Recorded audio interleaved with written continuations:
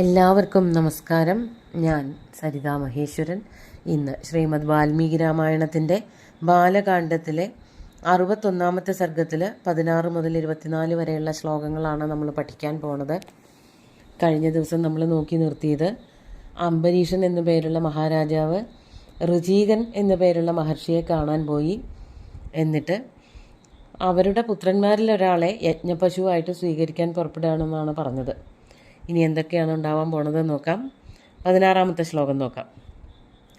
നാഹം ജ്യേഷ്ഠം നരശ്രേഷ്ഠ വിക്രീണീയാം കഥഞ്ചന ഋചീകസ്യ വച ശ്രുത്വാ തേഷാം മാതാ മഹാത്മനാം ഉവാച നരശാർദൂലമംബരീഷമിദം വച.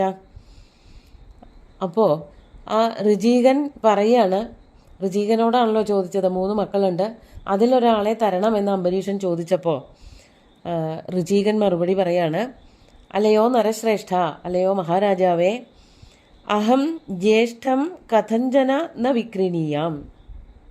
ഞാൻ ഈ മക്കളിൽ മൂത്ത ആളെ ഒരിക്കലും ആർക്കും കൊടുക്കില്ല. ആ മൂത്ത മകൻ എനിക്കുള്ളവനാണ്, എൻ്റെ പ്രിയപ്പെട്ടവനാണ് എന്ന് പറയാണ് ചെയ്യണത്. അങ്ങനെ ഋചീകൻ്റെ വാക്കുകൾ കേട്ടിട്ട് ഋചീകസ്യ വച ശ്രുത്വ തേഷാം മഹാത്മനാം മാതാ ഉവാച. ആ 3 കുട്ടികളുടെയും അമ്മ ഇപ്രകാരം പറഞ്ഞു. അപ്പോൾ അച്ഛൻ പറഞ്ഞു, മൂത്ത മകനെ ഞാൻ തരില്ല എന്ന്. അപ്പോൾ അമ്മ എന്താ പറഞ്ഞത്? ഉവാച നരശാർദൂലം അംബരീഷം ഇതം വച. നരശാർദൂലൻ എന്ന് പറഞ്ഞാൽ അതിഗംഭീരനായിട്ടുള്ള രാജാവ് അംബരീഷനോട് ഇപ്രകാരം പറഞ്ഞു. എന്താണ് പറഞ്ഞത് എന്നാണെങ്കിൽ, അവിക്രയം സുതം ജ്യേഷ്ഠം ഭഗവാനാഹ ഭാർഗവ മമാപിത ഇതം വിദ്ധി കനിഷ്ഠം ശുനകം പ്രഭോ. ഭഗവാൻ ഭാർഗവൻ എന്ന് പറഞ്ഞാൽ ഭാർഗവ മഹർഷി പറഞ്ഞിട്ടുണ്ട്. എന്താണ് പറഞ്ഞിരിക്കുന്നത്? ജ്യേഷ്ഠം സുതം അവിക്രയം. മൂത്ത മകൻ നൽകപ്പെടാനുള്ളതല്ല, അവിക്രയനാണ്. ആർക്കെങ്കിലും കൊടുക്കുകയാണെന്നുണ്ടെങ്കിൽ മൂത്ത മകനെ കൊടുക്കരുത് എന്ന് ഭാർഗവ മഹർഷി പറഞ്ഞിട്ടുണ്ട്.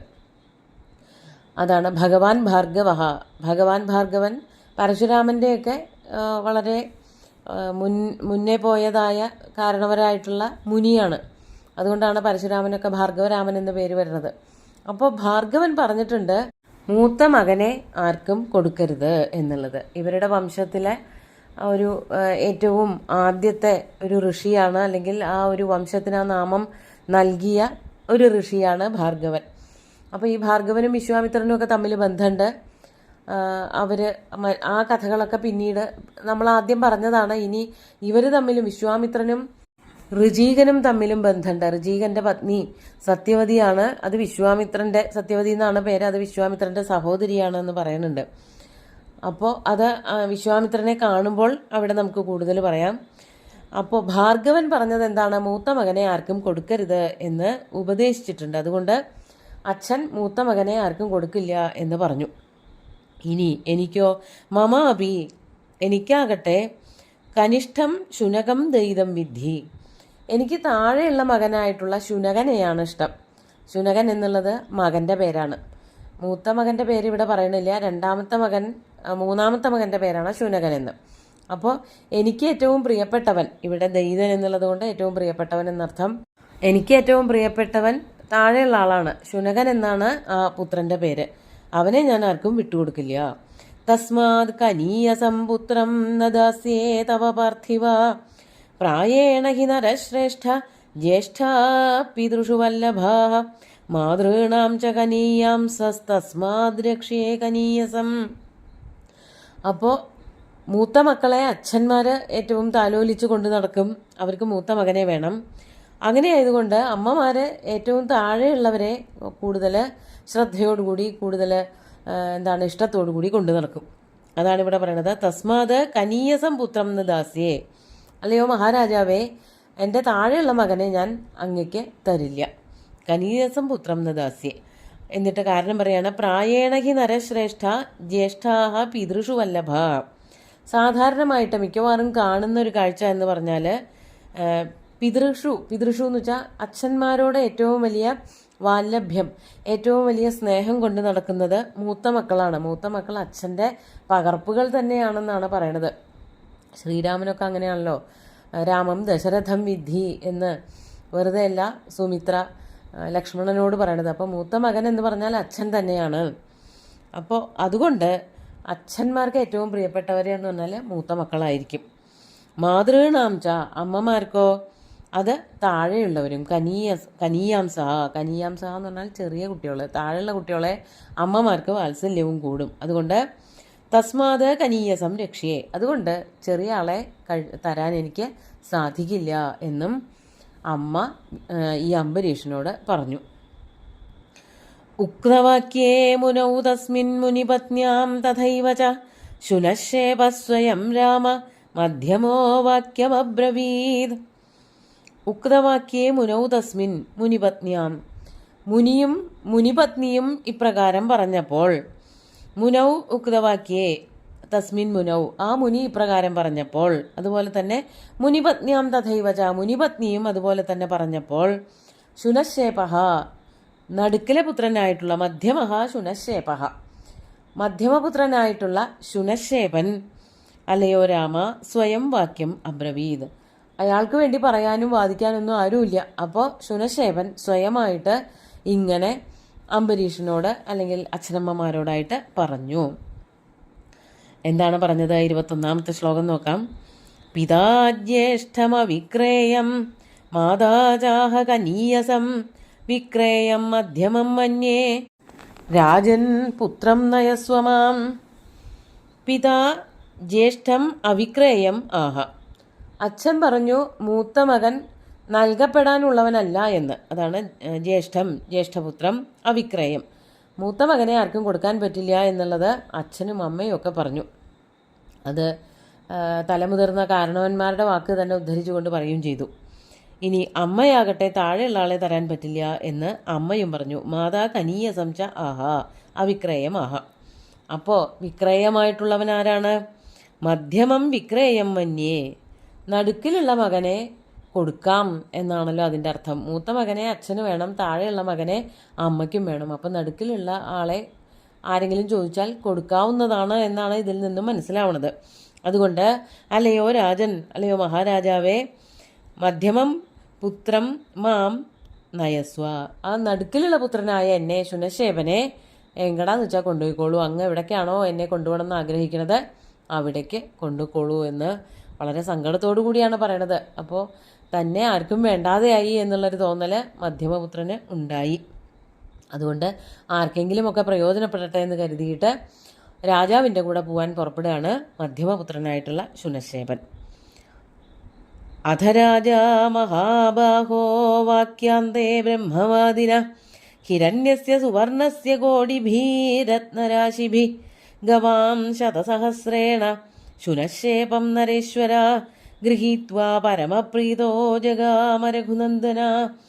അംബരീഷസ്തു രാജർഷീരഥമാരോപ്യ സത്വര ശുനശേപം മഹാതേജ ജഗാമാശു മഹായശാഹ.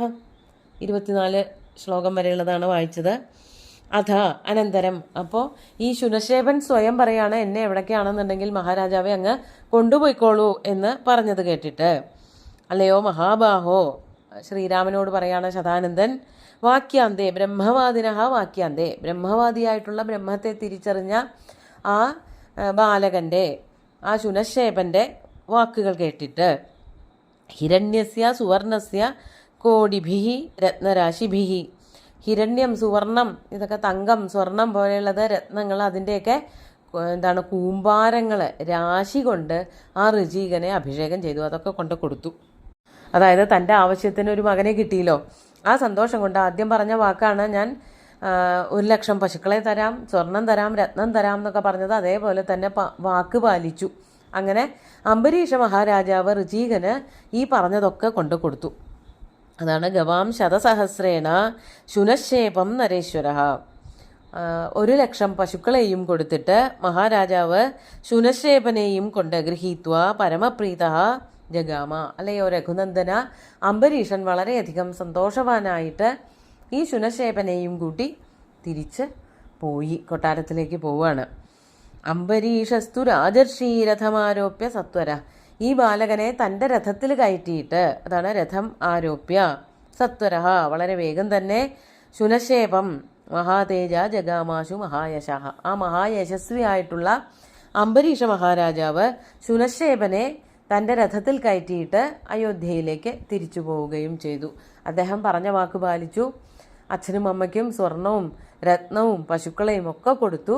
എന്നിട്ട് അത് പോരാഞ്ഞിട്ട് 1,00,000 പശുക്കളെയും കൊടുത്തു. അങ്ങനെ ആ മകനെയും കൊണ്ട് യാഗസ്ഥലത്തേക്ക് വരാൻ പുറപ്പെട്ടു എന്ന് പറഞ്ഞിട്ട് ഈ സർഗം അവസാനിപ്പിക്കുകയാണ്. നമുക്ക് ഇന്നത്തെ ശ്ലോകങ്ങൾ ഒന്നുകൂടി ചൊല്ലാം.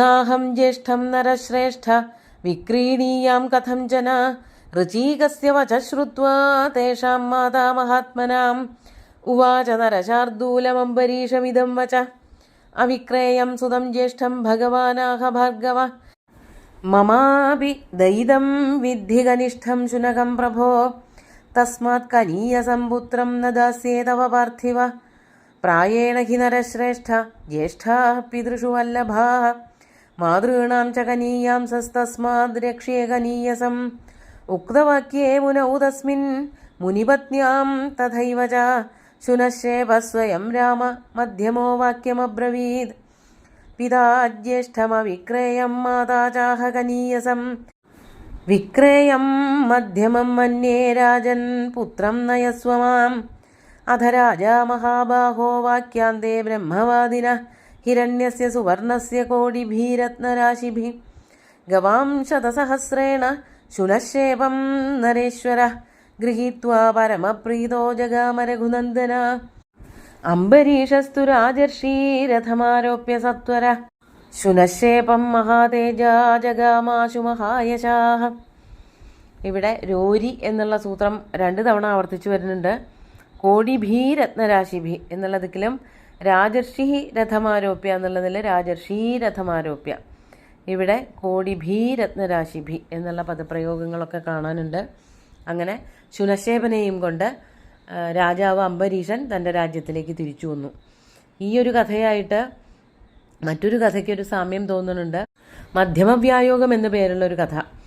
അത് ഭാസൻ്റെ നാടകമാണ്. അതിൽ കേശവദാസൻ എന്നു പേരുള്ള ഒരു ബ്രാഹ്മണൻ തൻ്റെ ബ്രാഹ്മണിയും 3 പുത്രന്മാരും കൂടിയിട്ട്, പേരൊന്നും ആരുടെയും പറയുന്നില്ല, അങ്ങനെ അദ്ദേഹത്തിൻ്റെ അമ്മ വീട്ടിലെ മാതുലൻ്റെ ഒരു കുട്ടിയുടെ എന്തോ ഒരു ചടങ്ങിന് വേണ്ടിയിട്ട് കാടും കടന്ന് പോവുമായിരുന്നു. ആ സമയത്ത് അവിടെ വച്ചിട്ട് ഭീമൻ്റെ പുത്രനായിട്ടുള്ള ഘടോത്കചൻ ഇവരെ ആക്രമിക്കുന്നതായിട്ടുള്ളൊരു കഥ വരുന്നുണ്ട്. അവിടെയും ഇങ്ങനെ തന്നെയാണ്. മൂത്ത മകനെ അച്ഛൻ തൻ്റേതാണെന്ന് പറയും. രണ്ടാമത്തെ മകനെ അമ്മയും ചേർത്ത് പിടിക്കും. അപ്പോൾ രണ്ടാമത്തെ മകൻ മധ്യമനാണ്.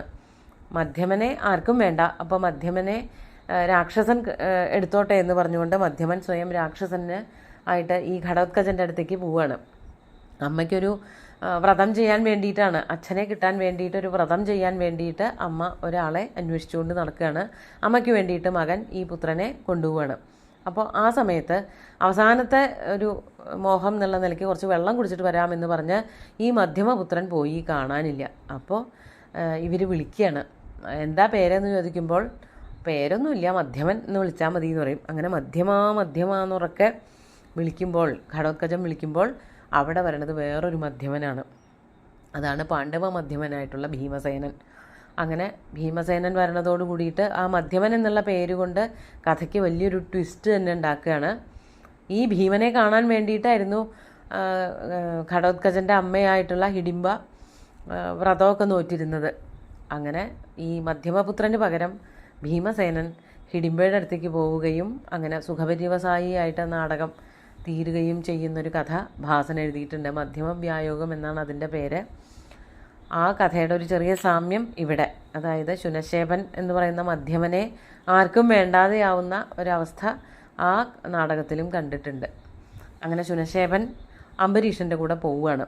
ബാക്കി കഥകൾ അടുത്ത സർഗത്തിൽ കാണാം. സുന്ദരമായിട്ടുള്ള ശ്ലോകങ്ങൾ ഭഗവാൻ ശ്രീരാമചന്ദ്രൻ്റെ കാൽക്കൽ അർപ്പിച്ചുകൊണ്ട് ഗുരുവായൂരപ്പനെ സാഷ്ടാംഗം നമസ്കരിച്ചുകൊണ്ട് എല്ലാവർക്കും ശുഭദിനം നേർന്ന് നിർത്തട്ടെ. നന്ദി.